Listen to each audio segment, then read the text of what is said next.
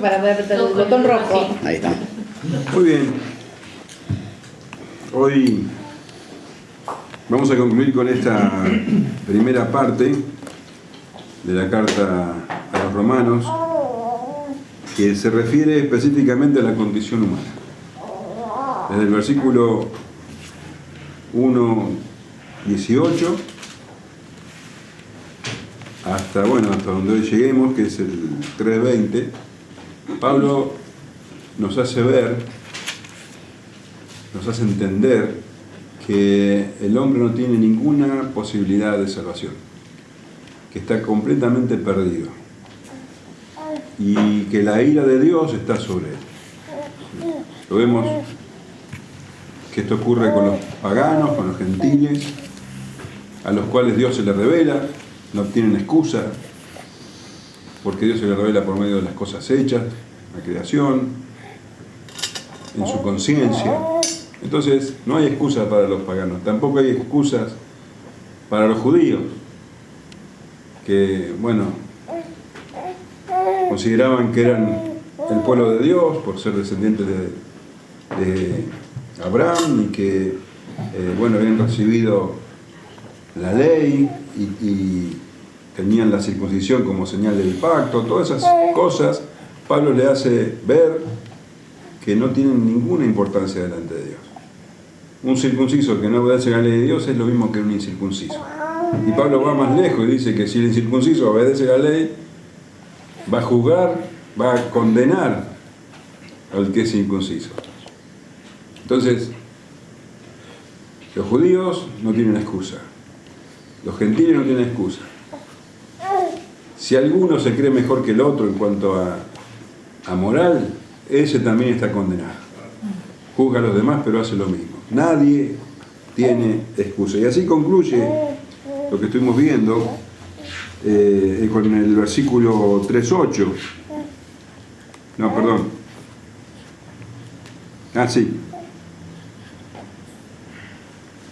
No, perdón. 3:9. 3:9. ¿Qué pues? ¿Somos nosotros mejores que ellos? En ninguna manera.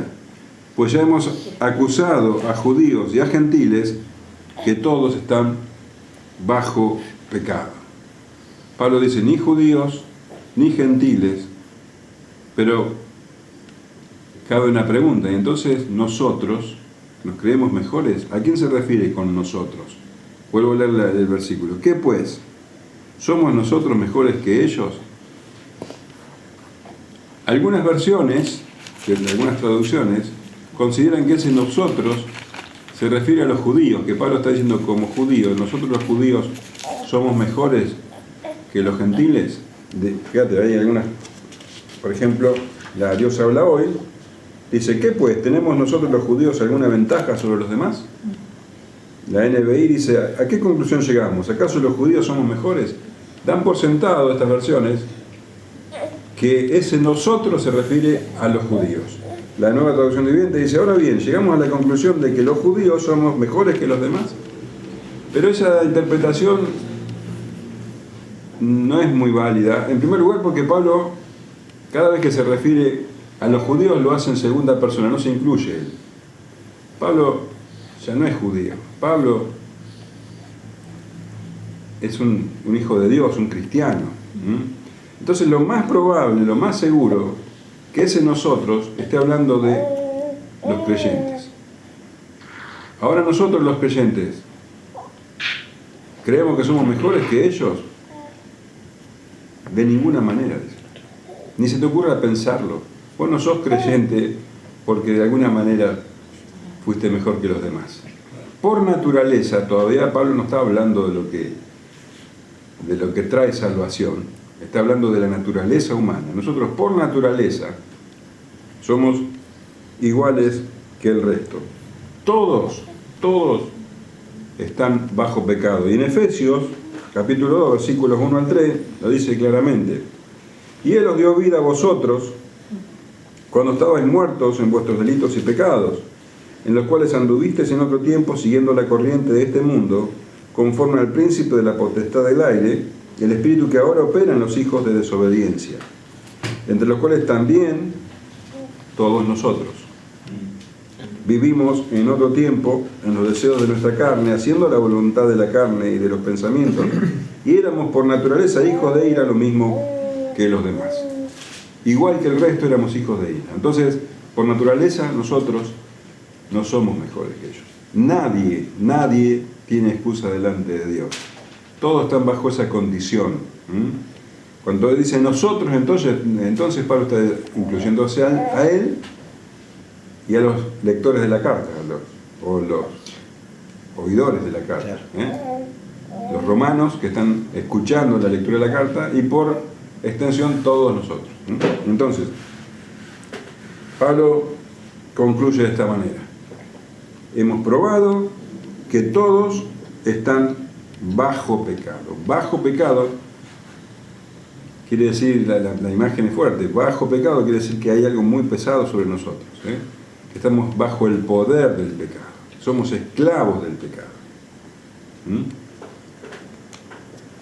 Todos, absolutamente todos. Y entonces, a esa es la conclusión que llegó Pablo. Pero por si quedaría alguna pequeña duda, una sombra de duda, si vos por ahí estabas pensando, bueno, pero en el fondo yo no era tan malo. Pablo ahora va a demoler, pero con una precisión terrible, demoledora, esa pequeña duda que pueda quedar. Y lo va a hacer con la palabra de Dios. Lo va a hacer con citas del Antiguo Testamento.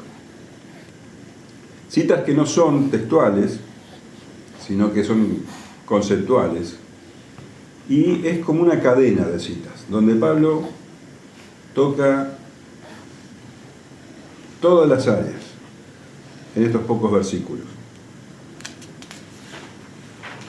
Dice así: como está escrito,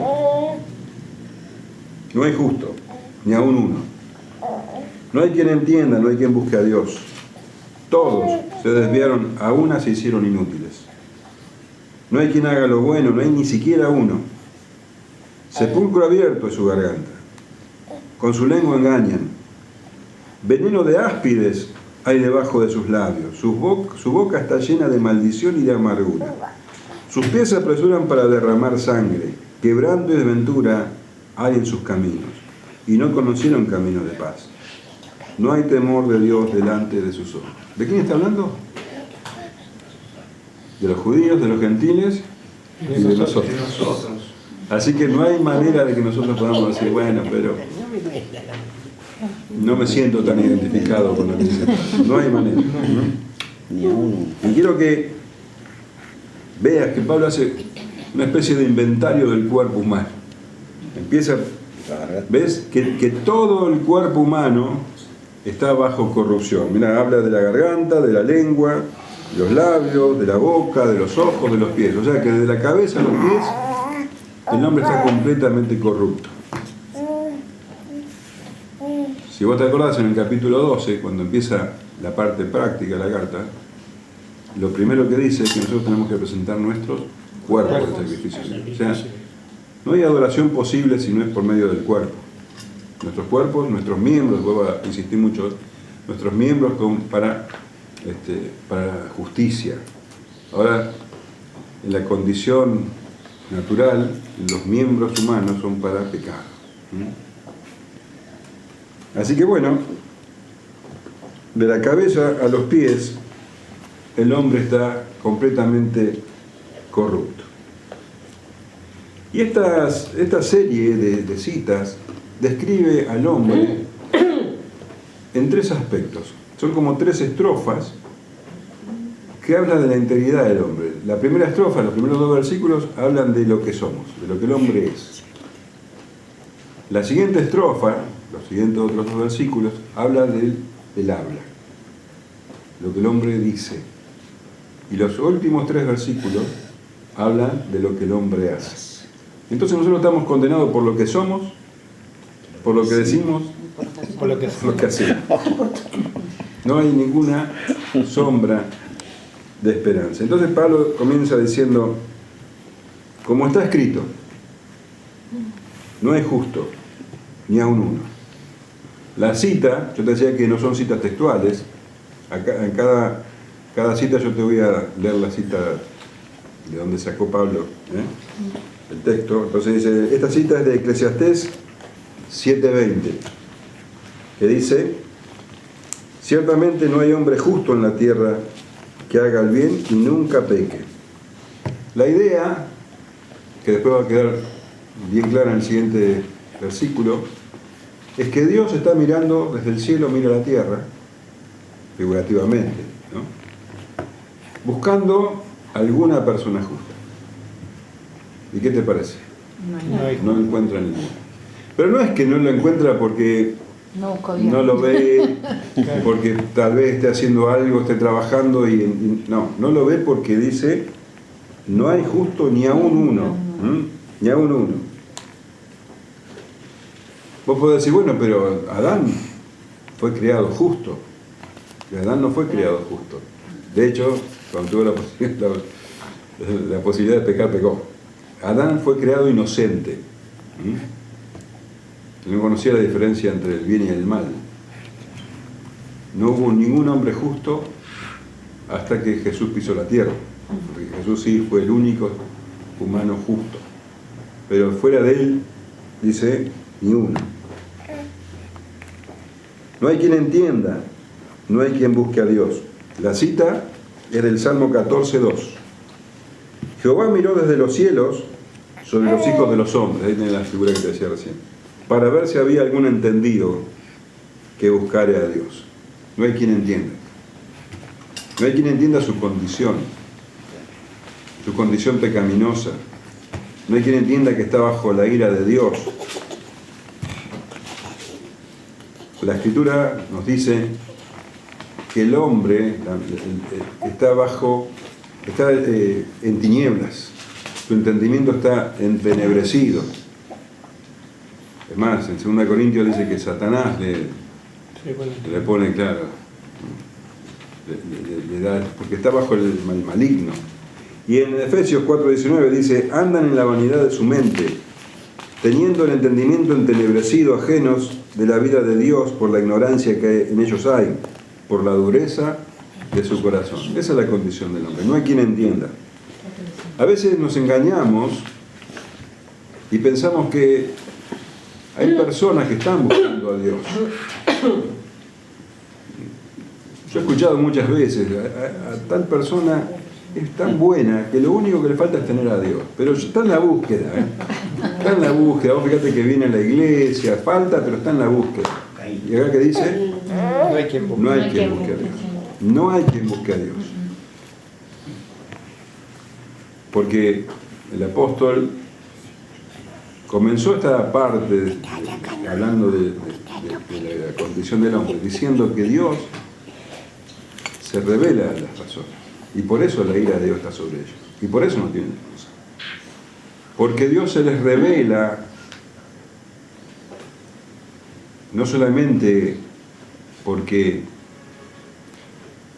ven la creación y es evidente que Dios lo hizo, sino que Dios mismo se los hace ver. Fíjate, así dice.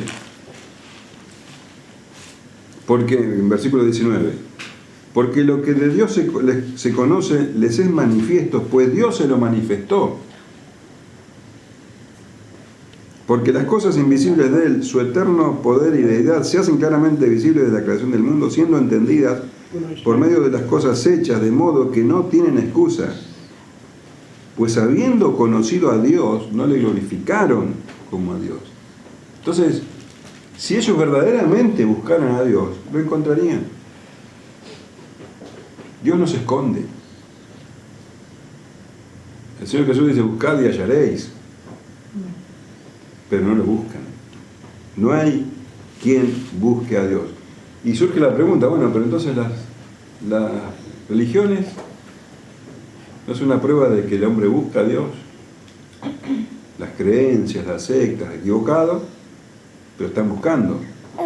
No están buscando al Dios verdadero.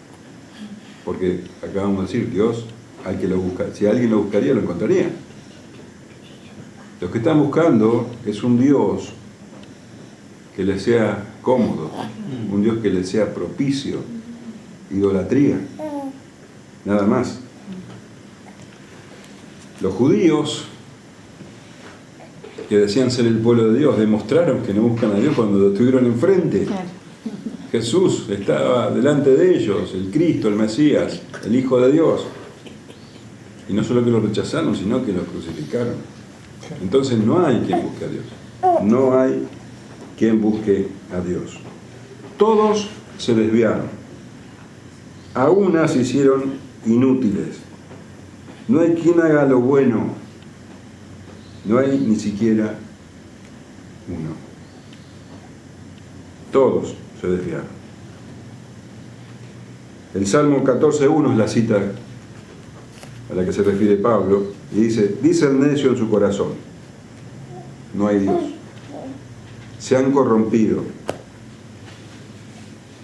Hacen obras abominables. No hay quien haga el bien. Todos se desviaron, versículo 3. Todos se desviaron. A una se han corrompido. No hay quien haga lo bueno. No hay ni siquiera uno. Todos se desviaron.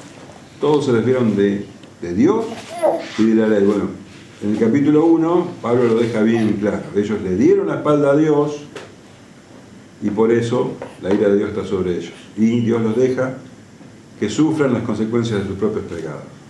Se desviaron de Dios, se desviaron de su ley, tanto judíos como gentiles. Dice, todos se desviaron, a una se hicieron inútiles. Y la palabra inútiles, en el original tiene el sentido de fruta podrida. ¿Para qué sirve la fruta podrida? Para nada. Para hacer tirar. Vos no la vas a comer, vas a hacer compota con la fruta podrida. No. Dulce, ¿qué vas a hacer con la fruta podrida? No sirve para nada.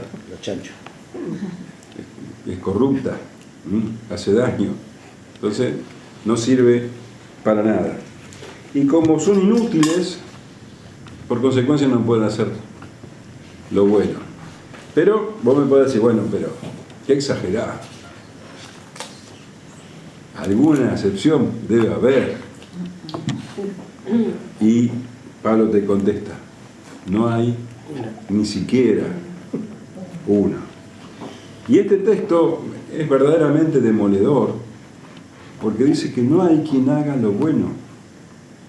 No hay quien haga lo bueno. Que no es lo mismo que no haya ninguno bueno.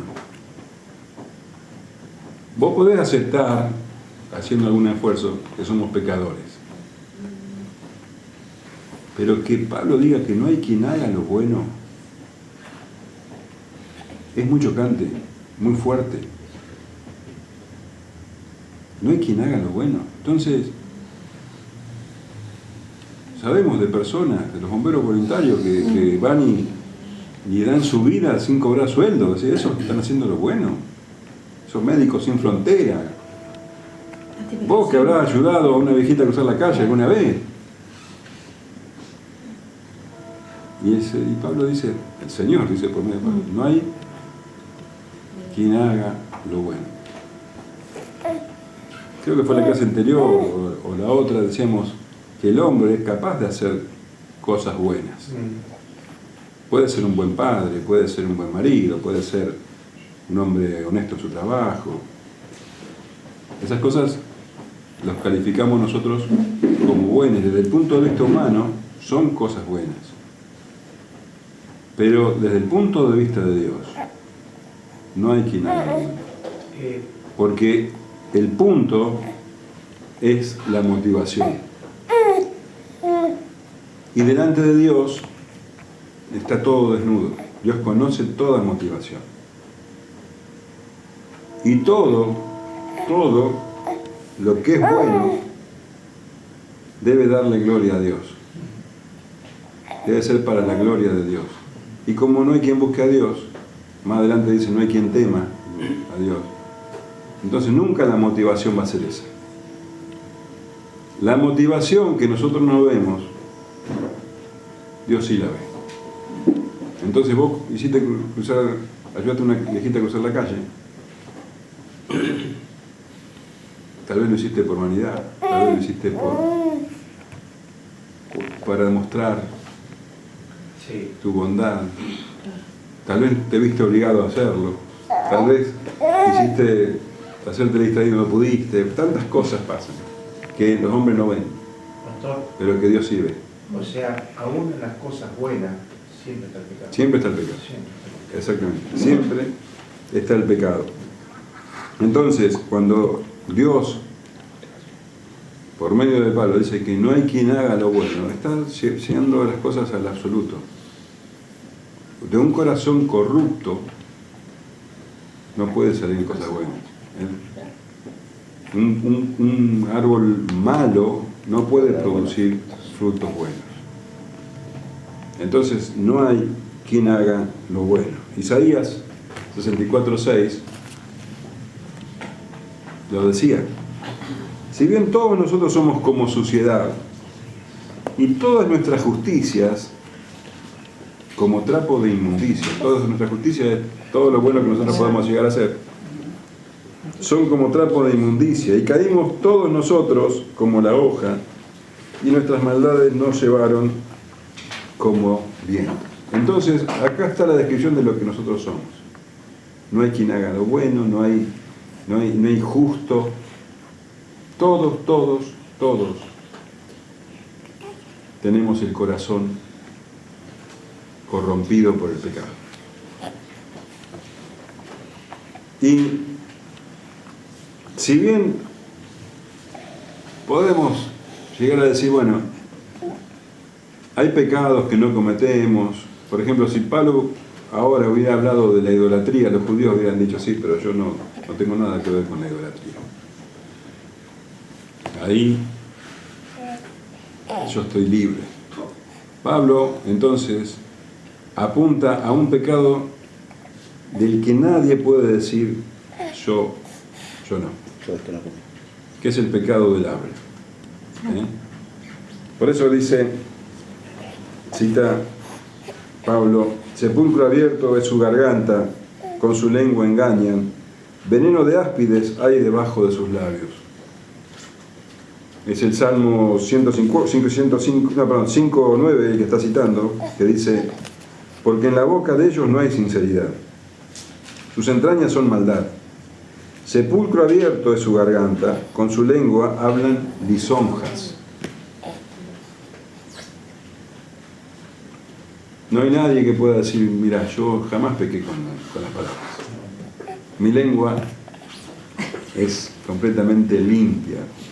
Nadie puede decirlo, absolutamente nadie. Y la Biblia habla muchísimo del pecado del habla. Hay muchísimos versículos, muchísimos pasajes que tocan ese tema, porque realmente el hombre tiene un arma muy poderosa con las palabras.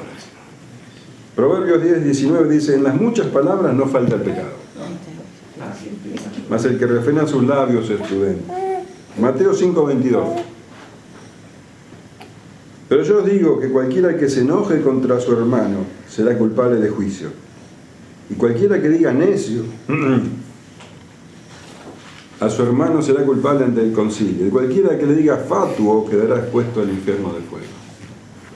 ¿Nunca le dijiste tonto a alguien? Sí. ¿Nunca menospreciaste a alguien?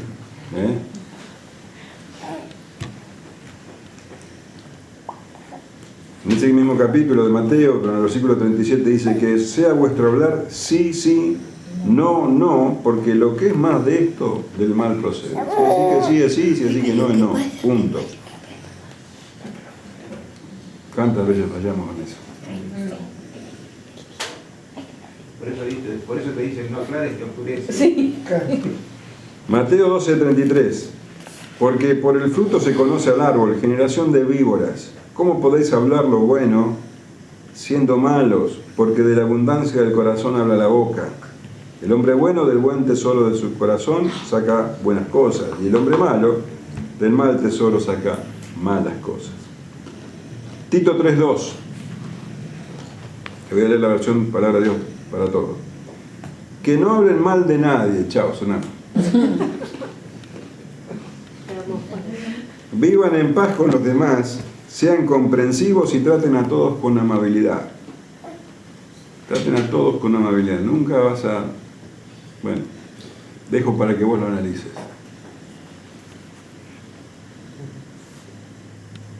Santiago 1:26. Si alguien se cree religioso, pero no controla sus palabras, se engaña a sí mismo y su religión no vale nada. ¿Te das cuenta? Es tremendo. Y bueno, y 3:2 en adelante, el gran pasaje de la lengua, porque todos ofendemos muchas veces. Si alguno no ofende en palabra, este es varón perfecto, capaz también de refrenar todo el cuerpo. He aquí, nosotros ponemos freno en la boca de los caballos para que nos obedezcan. Y dirigimos así todo su cuerpo. Mirad también las naves, aunque tan grandes y llevadas de impetuosos vientos, son gobernadas con un muy pequeño timón por donde el que las gobierna quiere. Así también la lengua es un miembro pequeño, pero se jacta de grandes cosas. He aquí cuán grande bosque enciende un pequeño fuego. Y la lengua es un fuego, un mundo de maldad. La lengua está puesta entre nuestros miembros y contamina todo el cuerpo, e inflama la rueda de la creación y ella misma es inflamada por el infierno. Porque toda naturaleza de bestias y de aves y de serpientes y de seres del mar se doma y ha sido domada por la naturaleza humana. Pero ningún hombre puede domar la lengua, que es un mal que no puede ser refrenado, llena de veneno mortal. Con ella bendecimos a Dios y Padre, y con ella maldecimos a los hombres, que están hechos a la semejanza de Dios. De una misma boca proceden bendición y maldición. Hermanos míos, esto no debe ser así. ¿Acaso alguna fuente hecha por una misma abertura agua dulce y amarga? Hermanos míos, ¿puede acaso la higuera producir aceitunas o la vid higos? Así también ninguna fuente puede dar agua salada y dulce.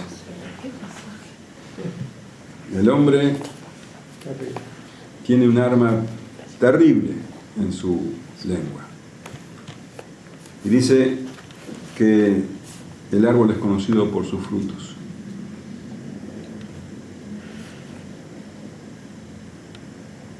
Lo que sale de la boca, lo que hay en el corazón. Y Pablo enfatiza esa depravación. Y fíjate la figura que emplea, tomada del Antiguo Testamento. Sepulcro abierto es su garganta. Sepulcro abierto. La idea es la de un... Vos sabés lo que un sepulcro es una tumba, un lugar de corrupción, oscuro. La idea es para que meter miedo. Es como un monstruo. Un monstruo que quiere devorarte. Sepulcro abierto es su garganta. Un monstruo enorme, cruel, maligno. Ahora, no necesariamente la lengua destruye con palabras hirientes o con palabras violentas, porque el Salmo, donde Pablo toma la cita, habla de lisonjas. Con su boca habla lisonjas. ¿Qué son lisonjas? Lisonjas es adulación. Decirte cosas lindas, pero te están destruyendo. Por eso dice, veneno de áspides hay debajo de sus labios. La cita de Salmo 143. Aguzaron su lengua como la serpiente, veneno de aspi hay debajo de sus labios. Entonces las palabras son muy bonitas, lisonjeras, agradables al oído, pero ¿sabes qué? Mientras las palabras salen de la boca, debajo del labio hay una bolsa de veneno. Esa es la imagen, terrible. Manipula. Claro, te dicen cosas que te gustan oír, pero en sus corazones hay veneno. Que te engañan. Te voy a leer algunos pasajes. La Nueva Traducción Viviente, 1 Samuel 18, 17. Cierto día Saúl le dijo a David, estoy listo para darte a mi hija mayor. Merab, por esposa. Mirá qué amoroso que es Saúl con David. Ya estoy listo para darte a mi hija, mirá cómo te quiero, Saúl, de David. Pero antes deberás demostrar que eres un guerrero de verdad al pelear las batallas del Señor. Pero Saúl pensó, voy a enviar a David contra los filisteos y dejar que ellos lo maten, en vez de hacerlo yo mismo. Veneno de áspid, ahí debajo de sus labios. Pobre David, ¿no? Sin embargo, leemos en 2 Samuel 10:2 que él era igual que Saúl. Y sucedió un día, al caer la tarde, que se levantó David de su lecho y se paseaba sobre el terrado de la casa real, y vio desde el terrado a una mujer que se estaba bañando, la cual era muy hermosa. Envió David a preguntar por aquella mujer y le dijeron, aquella es Betsabé, hija de Eliam, mujer de Urías Heteo. Y envió David mensajeros y la tomó y vino a él, y él durmió con ella. Luego ella se purificó de su inmundicia y se devolvió a su casa, y concibió la mujer y envió a hacerlo saber a David, diciendo, estoy encinta. Entonces David envió a decir a Joab, envíame a Urías Heteo. Y Joab envió a Urías a David. Cuando Urías vino a él, David le preguntó por la salud de Joab y por la salud del pueblo y por el estado de la guerra. Después dijo David a Urías, desciende a tu casa y lava tus pies. Y saliendo Urías de la casa del rey, le fue enviado presente de la mesa real. Mas Urías durmió en la puerta de la casa del rey con todos los siervos de su señor y no descendió a su casa. E hicieron saber esto a David diciendo, Urías no ha descendido a su casa. Y dijo David a Urías, ¿no has venido de camino? ¿Por qué pues no descendiste a tu casa? Y Urías respondió a David, el arca de Israel y Judá están bajo tiendas, y mi señor Joab y los siervos de mi señor en el campo. Y había yo de entrar en mi casa para comer y beber, y a dormir con mi mujer, por vida tuya y por vida de tu alma, que yo no haré tal cosa. Y David dijo a Urías, quédate aquí aún hoy, y mañana te despacharé. Y se quedó Urías en Jerusalén aquel día y el siguiente. Y David lo convidó a comer y a beber con él hasta embriagarlo. Y él salió a la tarde a dormir en su cama con los siervos de su señor, mas no descendió a su casa. Venida la mañana escribió David a Joab una carta, la cual envió por mano de Urías, y escribió en la carta diciendo, poned a Urías al frente, en lo más recio de la batalla, y retiraos de él para que sea herido y muera. Igual que él. Lo mismo que le habían, la misma idea. Veneno de áspides ahí debajo de sus labios. Su boca está llena de maldición y de amargura. La cita es del Salmo 17. Llena está su boca de maldición y de engaños y fraude. Debajo de su lengua hay vejación y maldad. Todo ese salmo habla de la manera traidora que tiene el hombre de abusar de los demás por medio de sus palabras. Fíjate en el versículo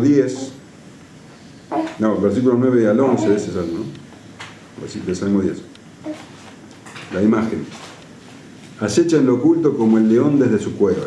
Acecha para arrebatar al pobre, arrebata al pobre trayéndolo a su red. Se encoge y se agacha y caen en sus fuertes garras muchos desdichados. Dice en su corazón, Dios ha olvidado, ha encubierto su rostro, nunca lo verá. Eso es lo que hizo David con Urías. Lo envolvía con sus palabras, pero estaba acechando como un león para devorar.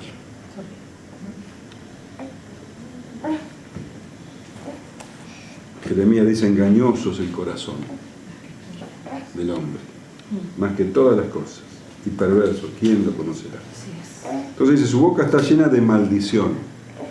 La palabra maldición, dice el diccionario, es la expresión del deseo o una invocación para que a una persona le vaya mal. Esa es una maldición. Su boca está siempre expresando el deseo de que a las personas les vayan mal, o invocando a fuerzas demoníacas. para que a la persona le vaya mal, para que le caiga la desgracia. Y amargura. Amargura es un cinismo rencoroso que se traduce en una intensa discordia y aversión hacia los demás.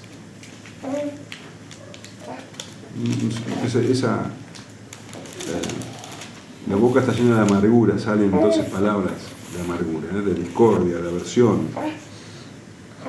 Pedro le dijo a Simón el mago, ¿te acordás? Hechos 8:23, porque en hiel de amargura y en prisión de maldad veo que estás. Las palabras de Simón eran así. Y en Hebreos 12:15 dice, mirad bien, no sea que alguno deje de alcanzar la gracia de Dios, que brotando alguna raíz de amargura os estorbe y por ella muchos sean contaminados. Porque de la raíz de amargura, ¿qué puede producir? Frutos de amargura, palabras de amargura que contaminan a los demás. Sí, es cierto eso, cuando una persona está así, tiene amargura y habla. Todas las palabras son... Toda la gente se pone mal, claro. Perjudica a todos. ¿Cómo hemos estado ahí? Entonces, la primera estrofa hablaba de lo que somos, la segunda estrofa de lo que decimos y ahora la última de nuestra conducta, de lo que hacemos. Sus pies se apresuran para derramar sangre. Y esto parece muy extremo. La cita es Isaías 59:7. Sus pies corren al mal, se apresuran para derramar la sangre inocente. Sus pensamientos de iniquidad, destrucción y quebrantamiento hay en sus caminos. Acuérdate que está hablando de nosotros, ¿no? La palabra de Dios para todos traduce este pasaje, este versículo como están siempre listos para herir y matar. La lenguaje actual dice fácilmente se enojan y matan a cualquiera. Ese es el tema. Que la ira, el orgullo, no sabes hasta dónde te lleva. Y estas palabras, sus pies se apresuran a derramar sangre, se confirman en la vida diaria. Todo el tiempo lo estamos viendo. Derramamiento de sangre por todos lados. Lo vemos en guerras, en revoluciones, y eso lo vemos casi con naturalidad. Pero también se derraman sangre en las pequeñas ciudades, en los pueblitos, en las familias.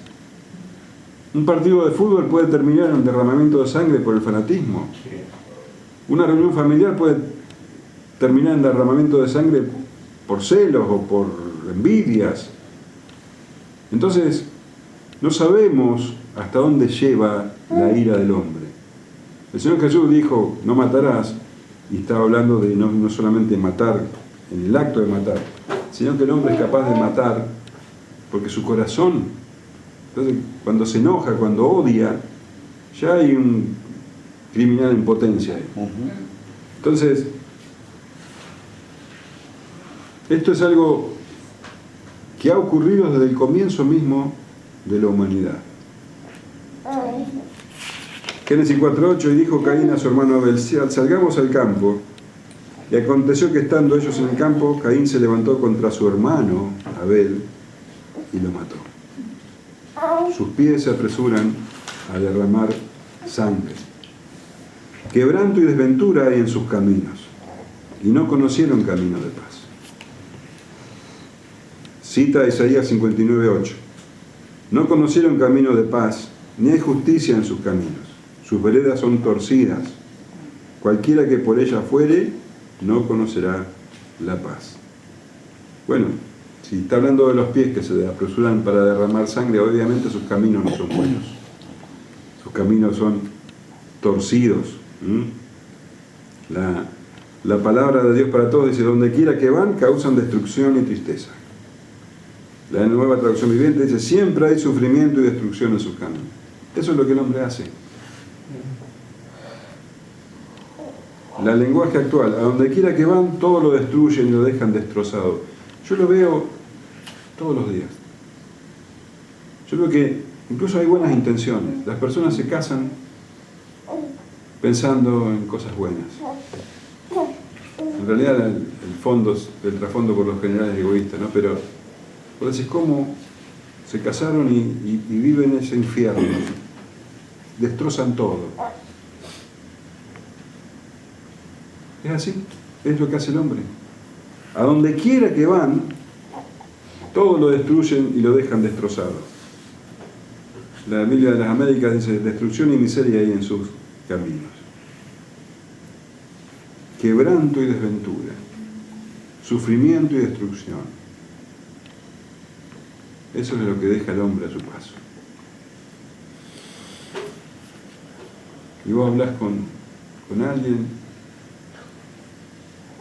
y escuchás lo que le hizo el padre, lo que le hizo la madre, lo que le hizo el hermano, destrucción, lo que esa persona le hizo a otro y así. Destrucción, quebranto, desventura, tristeza, miseria, es lo que deja al hombre a su paso. Si no conocieron un camino de paz, ¿cómo van a conocer el camino de paz si no tienen paz? La única paz posible es la paz para con Dios, y ellos desconocen a Dios, no lo buscan ni le temen. Y si no tienen paz con Dios, no puede haber paz ni en sus corazones ni en su alrededor. Entonces no conocieron camino de paz. Ahora yo quiero llamarte la atención en la figura. Dice que sus pies se apresuran a derramar sangre y que sus caminos no son de paz. Hay un contraste muy evidente con el que sí conoce, el que sí tiene el corazón lleno de paz, el que anuncia las buenas nuevas. Isaías 52:7 dice, cuán hermosos son sobre los montes los pies del que trae alegres nuevas, del que anuncia la paz. Qué diferencia, ¿no? Uno deja quebranto, destrucción, el otro a su paso deja paz. Los pies del otro se apresuran a derramar sangre, estos son hermosos pies. Qué diferente. Del que trae buenas nuevas del bien, del que publica salvación, del que dice a Sión, tu Dios reina. Y concluye diciendo, no hay temor de Dios delante de sus ojos. Salmo 36:1, que es el que cita, la iniquidad del impío me dice el corazón, no hay temor de Dios delante de sus ojos. Y esta es la razón básica de la condición humana. No hay temor de Dios. Ellos viven como si no existiera Dios, como si no existiera un juez que los juzgue y los condene. Viven sin ninguna clase de temor a Dios. Y como no tienen temor a Dios, no lo buscan y sus caminos son de perdición, y en sus propios caminos. Y dice Pablo, pero sabemos que todo lo que la ley dice, lo dice a los que están bajo la ley, para que toda boca se cierre y todo el mundo quede bajo el juicio de Dios. Cuando se habla de la ley en el Nuevo Testamento, por lo general se habla de la ley de Moisés. Se habla de lo que escribió Moisés, los primeros 5 libros de la Escritura, y específicamente a veces de los mandamientos. Pero en otras ocasiones, cuando se habla de la ley, se habla del todo el Antiguo Testamento, de la Escritura de Moisés, pero también de los profetas y los salmos.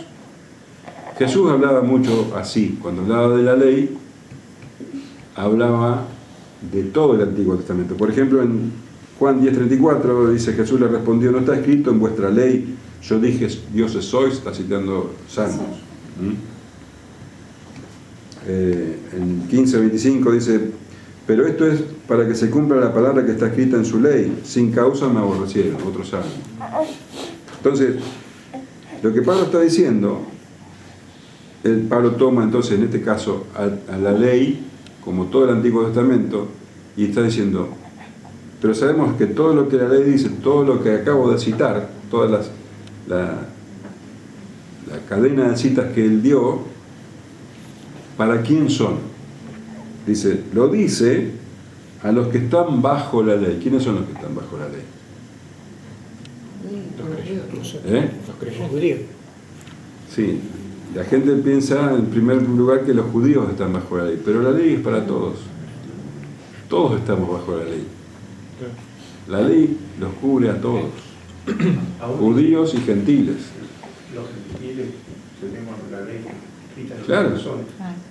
Entonces todos estamos bajo la ley. Y todo esto que dijo Pablo, entonces, no se lo dice solo a los judíos, se lo dice a los judíos, a los gentiles, a todos.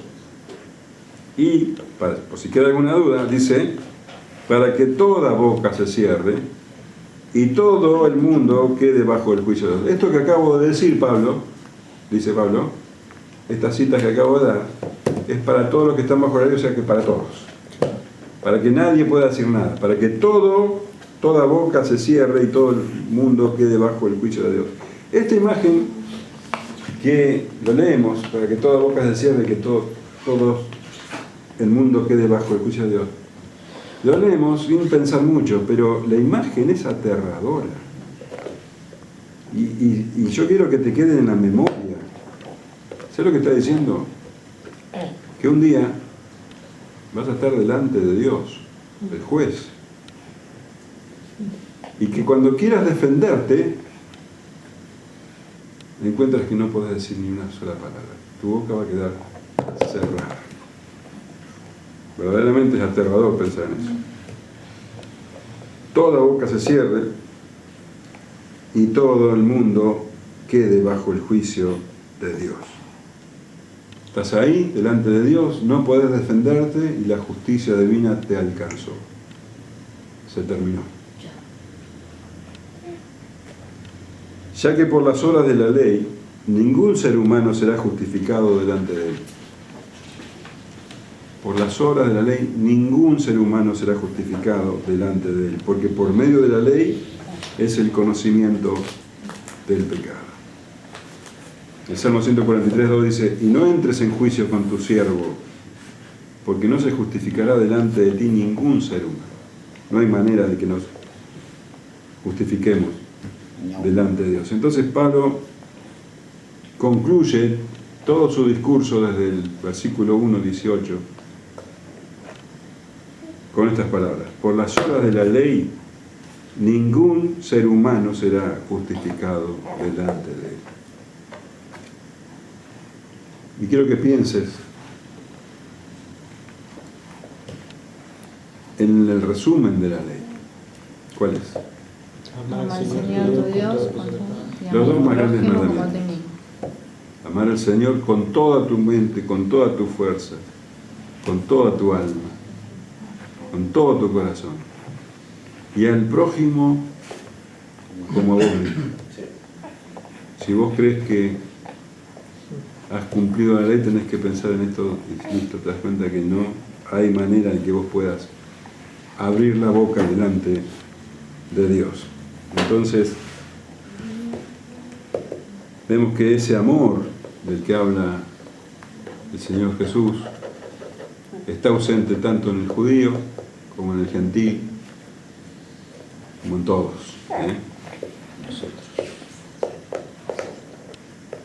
Estamos condenados por lo que hacemos.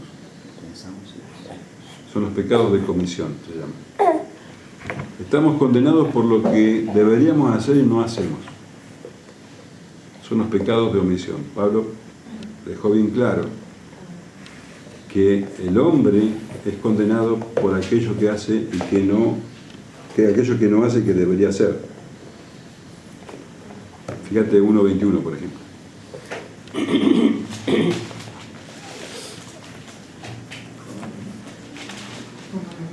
¿Qué dice? Pues habiendo conocido a Dios, no le glorificaron como a Dios ni le dieron gracias. No glorificaste a Dios, eso es pecado de omisión. 28, 1:28. Y como ellos no aprobaron tener en cuenta a Dios, Dios los entregó a una mente reprobada para hacer cosas que no convienen. 2:21. 2:21. Tú pues que enseñas a otro, no te enseñas a ti mismo. Tú que predicas y no se ha de hurtar y hurtas. 3:11. No hay quien entienda, no hay quien busque a Dios. Bueno, Cada vez que vos tenías que hacer algo y no lo hiciste, es un pecado. Pecás, estás condenado por lo que haces, por lo que deberías hacer no hiciste, estás condenado por lo que decís, estás condenado por lo que haces y estás condenado por lo que sos. Esto quiere decir que no hay ninguna posibilidad de pararte delante de Dios en juicio y abrir la boca. Y la ley no fue dada para traer salvación a las personas, sino, como dice acá, Pecadores somos. ¿para qué? Para mostrarnos cuán Para- pecadores somos. Para que entendamos nuestra condición de pecadores y que necesitamos que alguien nos salve. Necesitamos verdaderamente un Salvador. Pero Pablo termina aquí mostrando que el ser humano está absolutamente perdido, sin esperanza y en completa desolación. Así termina el cuadro de lo que es el ser humano. Qué pinturita. Lo bueno viene a partir del siguiente versículo. Así es. Pero Dios, ese pero maravilloso que Pero ahora. analizaremos el miércoles que viene. Hoy que quede esa sensación de depresión, No, yo sigo leyendo y me pongo contenta. Miércoles que porque es la única manera en que entendamos Sí. la gracia de Dios. Si no entendemos la condición humana, nunca vamos a entender la gracia de Dios. Y el sacrificio. Claro. Yo creo que es más un sentimiento de humillación, porque después de escuchar todo esto,